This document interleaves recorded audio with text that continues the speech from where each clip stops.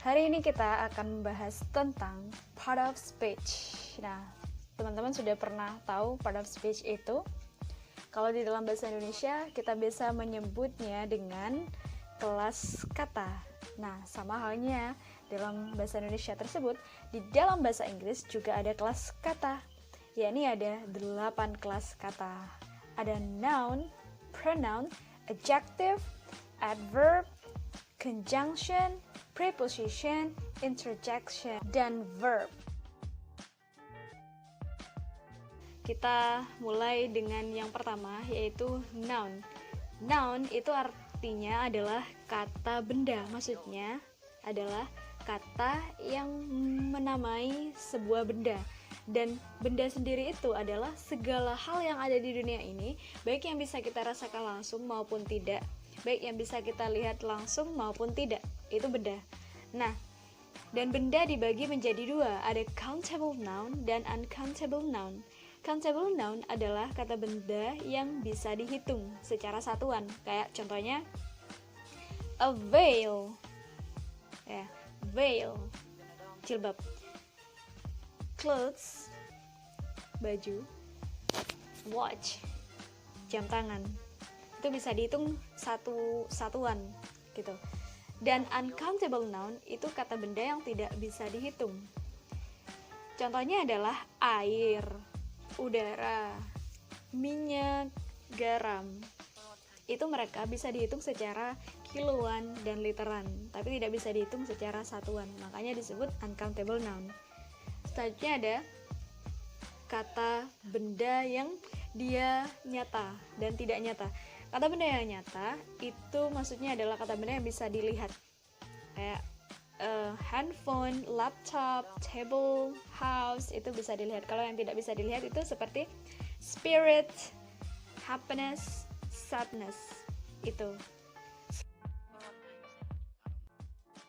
Selanjutnya ada pronoun, kata ganti. Pronoun ini ada pronoun sebagai subjek, ada pronoun sebagai objek. Oke, mungkin teman-teman masih ada yang belum paham kata ganti maksudnya apa. Di dalam bahasa Indonesia itu ada kata ganti orang pertama, orang kedua, dan orang ketiga, ya kan? Orang pertama tunggal dan orang pertama jamak itu. Orang pertama tunggal itu I, orang pertama jamak itu we, kita. Kemudian orang kedua kamu, you. Kemudian orang ketiga tunggal itu dia, she, dan dia, he. Kemudian orang ketiga jamak itu they. Atau mungkin dua nama orang, Nina and Nino. Nah, itu pronoun yang sebagai subjek. Ada pronoun yang sebagai objek. Kayak misalnya kita ingin menyebutkan kalau aku cinta aku. Itu bukan I love I, melainkan I love me. Jadi sama-sama aku artinya, tapi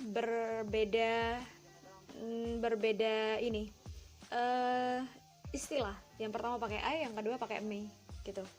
I love me. Jadi yang disebut objective pronoun itu adalah yang terakhir itu, me. Ada me, you, him, her, them, us, gitu. Speech yang selanjutnya adalah adverb atau kata keterangan. Nah, adverb itu merupakan kata yang menerangkan sebuah pekerjaan. Nah, contohnya, aku menulis dengan pelan. Dengan pelan inilah yang disebut dengan adverb atau keterangan. Dengan pelan itu menerangkan pekerjaan menulis. Gitu ya, diingat. Adverb menerangkan kata kerja. Adverb explain verb. Nah, adverb di sini dibagi menjadi 3. Ada adverb of place, ada adverb of manner, ada adverb of time. Adverb of place contohnya, I'm writing here. Here di sini itu merupakan adverb of place, tempat. I'm writing right now. Aku menulis sekarang juga. Sekarang juga di sini right now merupakan adverb of time atau keterangan waktu. Selanjutnya I'm writing slowly. Aku menulis dengan pelan. Nah, slowly di sini berfungsi sebagai adverb of manner atau cara. Selanjutnya adalah conjunction. Conjunction ini adalah kata penghubung. Kalau teman-teman tahu, di dalam bahasa Indonesia itu ada kata dan, atau, untuk, bagi, tapi, namun, walau bagaimanapun. Nah, itu yang dimaksud conjunction. Jadi tinggal di bahasa Inggriskan aja itu yang tadi. Ya, ada and, or, for, to, although, yet, but, dan lain-lain. Preposition. Preposition ini adalah kata depan. Nah, contohnya buku di atas meja.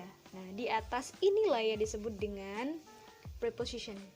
Jadi preposition itu ada in, and, at, on, under, between, above, next to. Nah, itu kata penghubung.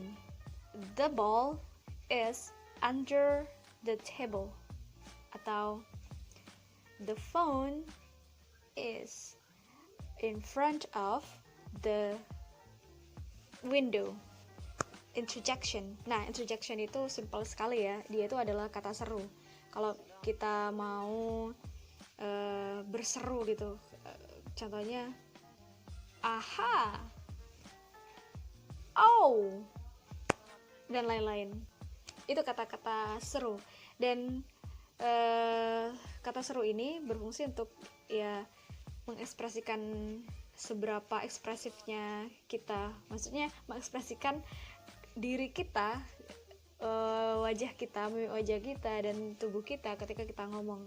Dan memang orang Inggris itu kalau kita lihat nih ya, mereka itu kebanyakan orangnya ekspresif ketika ngomong, jadi nggak flat gitu ya guys. I don't know because I don't have money at all. Nggak gitu, tapi I don't know because I don't have any money at all. Because yeah, I really need some money. Verb di sini adalah kata kerja. Nah, kata kerja itu adalah kata yang menjelaskan sebuah pekerjaan ya. Contohnya read, write, watch, see, speak, dan lain-lain. Ada adjective atau kata sifat. Nah, adjective menerangkan kata benda. Kalau adverb menerangkan verb, maka adjective menerangkan noun. Ingat ya, itu bedanya. Nah, adjective di sini dia menerangkan atau memberikan sifat terhadap suatu benda. Contohnya, you are beautiful. Kamu cantik. Nah, beautiful di sini menjelaskan bendanya, yaitu kamu. Nah, atau kita bisa menyebut seperti ini. You are a beautiful girl. Nah, beautiful di sini menjelaskan girl. Sama aja, hanya beda penyampaiannya doang.